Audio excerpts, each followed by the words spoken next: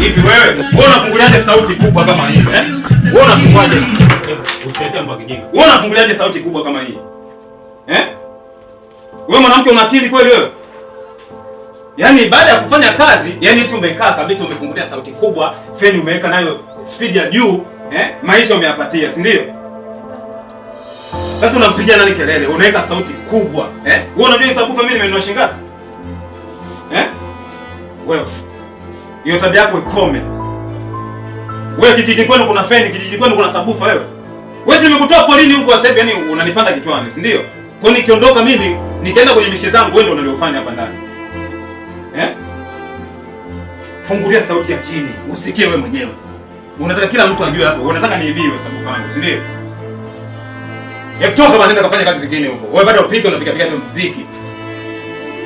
Wanawake wa kijijini wana kazi, na hapo utanyoka. Mbavu wewe.